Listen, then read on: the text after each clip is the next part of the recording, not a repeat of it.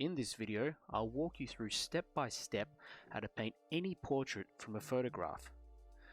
To start off with, it's important to make sure that you've sketched the subject onto the watercolor paper. If you're trying to obtain a strong likeness, spend extra time on the drawing to make sure all the proportions are as close to the reference photo as possible. You can save time by using the grid technique, something which I won't be covering in this video, but you can search up. The paper I'm using is Saunders Waterford 300 GSM hot pressed watercolor paper. You can also use medium or cold pressed paper as long as it's 100% cotton. If you don't have this, other kinds of watercolor paper are fine too, though some of the techniques or effects may not work as well. Okay, let's get started. So I'm starting out by mixing a very light mix of red pyrrole red and a bit of yellow ochre, but I'm making sure I've got enough paint pulled in there so that I can go over the whole area of the face. Very important. And also making sure you're cutting around some of the areas that you need to, such as the eyes. In my reference picture here, there's also he's also got teeth. This is actually my friend that I painted about a year and a half ago, and it makes me laugh.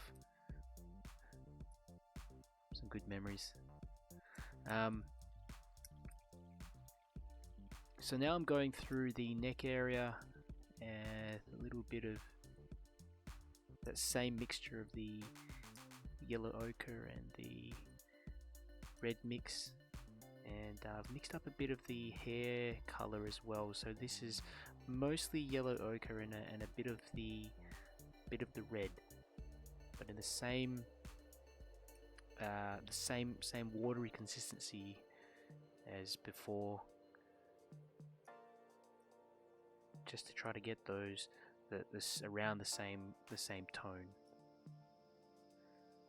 And while the paper is still wet, you've still got a chance to go through and add bits of detail in wet on wet as well. So now just doing some of the sides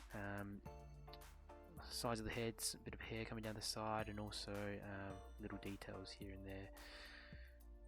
So now I'm just drying everything off, and yeah, it's kind of funny when I look back at some of the stuff I was doing. This was a year and a half ago. The style of painting that I was doing then was quite precise and pretty tight, and now if I were to do a portrait, I probably wouldn't spend as much time with all the little details, but you go through stages, and I still enjoy doing this style of portrait every now and then, but it's not something that I spend too much time on anymore.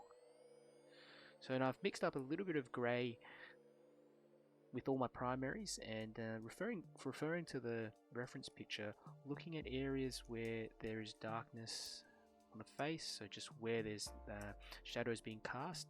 So underneath the eyebrows and around the eyes, you'll be able to see that there are some shadows there, slightly darker areas. So some small lines, things like that. So make sure you get all that in.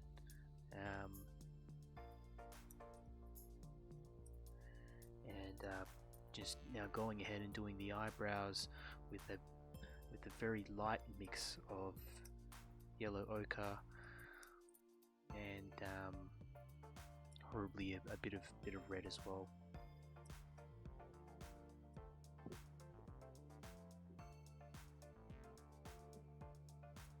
And going ahead and doing the other one with the same mix. I'm taking extra care here to make sure that I'm getting in some of that detail. So I'm using even a bit of darker color now coming in, and just blending that in to the yellow ochre, wet on wet. A lot of the time when I'm painting anything, whether it's a landscape or a portrait, I'm looking at which areas of the painting are lighter and darker, and making sure that those tonal values are reflective. It does make for a much more convincing painting. So yeah, again, I'm going through and adding some of the darker areas around the left eye, and blending and mixing. I'm trying to make sure some of these edges aren't too sharp. So you see me sometimes, you know, draw a line here and then wipe my brush off and touch it again, touch the corner of that line with a damp brush just to soften that edge.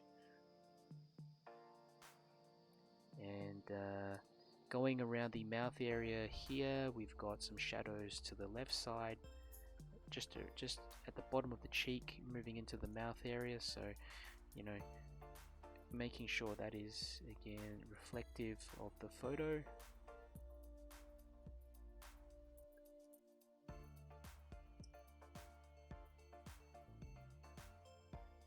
And in this next part here, you've seen I've already gone through and done the eyes. I've used a pale mix of ultramarine for the eyes, or it could be cerulean blue, and also adding in the pupils. So this is all while it's that area of the painting is pretty much dried, and you can still paint the eyes in if the paper is slightly damp actually, and can look good. Now I'm just going through and doing the lips and making sure that tone is a little bit darker, and taking extra care, you know, not to paint the teeth as well. Teeth are pretty hard, I find, to paint in portraits, because if you don't get them right, the people always look just a little bit funny. But you know, thought I'd give it a try on this shot. So now I'm going through doing the hair, adding in some darker areas in the hair. If I could do this portrait again, I'd probably make the hair a bit darker.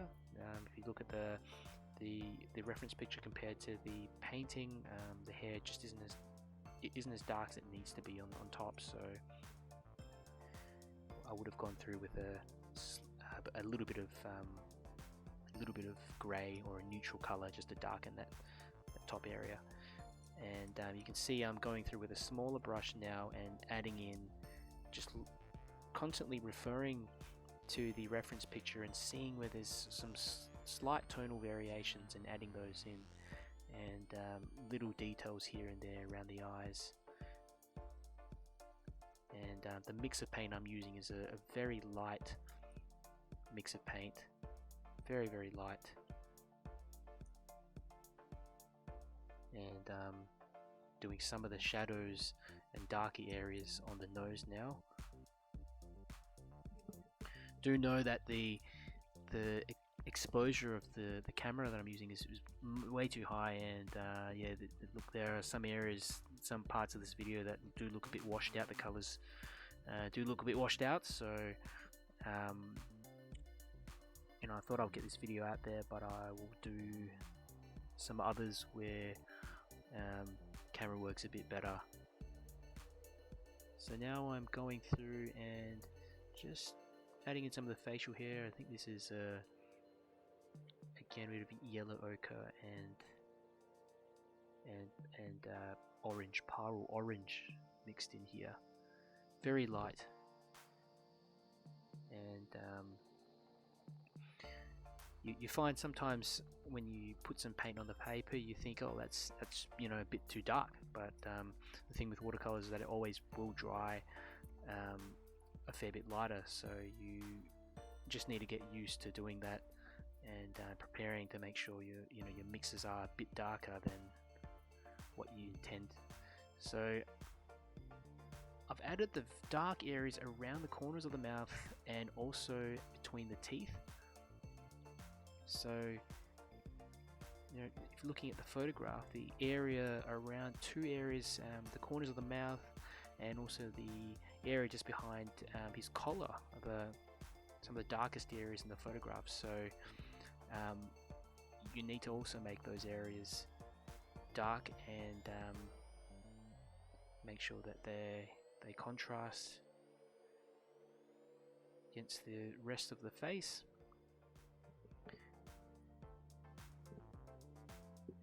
I've gone over that mouth, the corners of the mouth actually a couple of times just to make sure that I've got that as dark as I need to, which sometimes you have to do if you don't get it the first time round. I find it's always best if you use less washes to achieve the effect. Otherwise the colors can get muddy at times.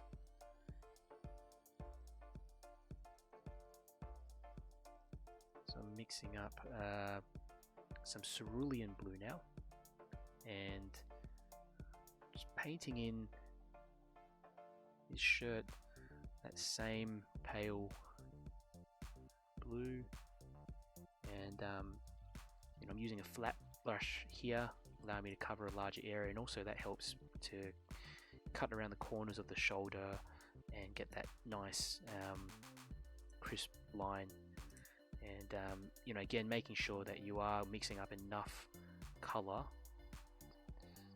of that watery blue mix to cover the entire area at once. You don't want to have to go back and mix more. Could end up with a different color.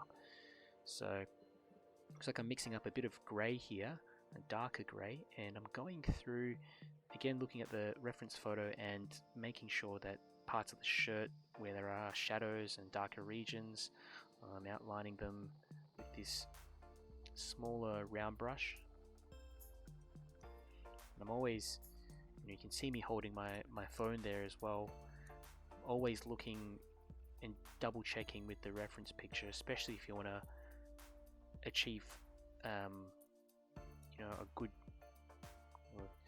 kind of likeness, to make sure that you're always referring back to the reference picture.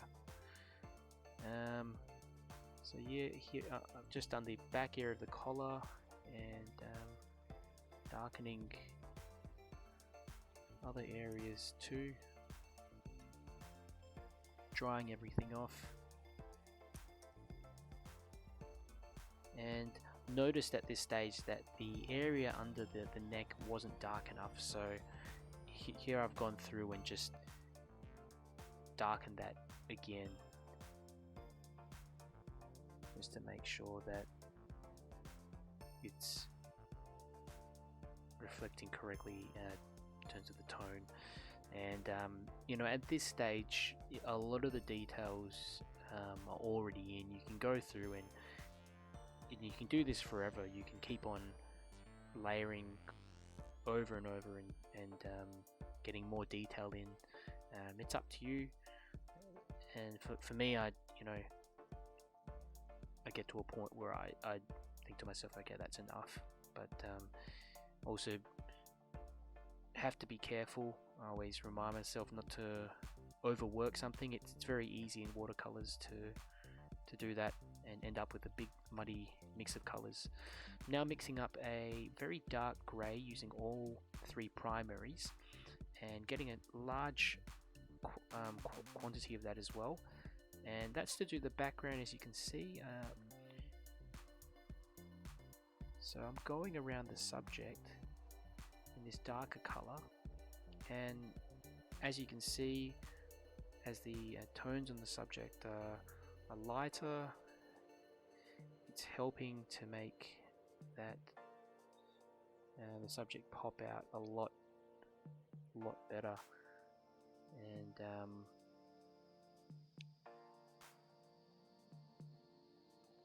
that's pretty much it. And going through the smaller brush now to fix up some other areas. So that's the end of this tutorial. If you have any comments or questions, even suggestions for new videos, leave a message below and I'll get back to you. At the moment I'm trying to release new content each week, so any feedback would be great, just so that I can know what people would like me to cover. And also, if you like the content and you want to see more, remember to subscribe to the channel. I hope you found this helpful. Thanks for watching.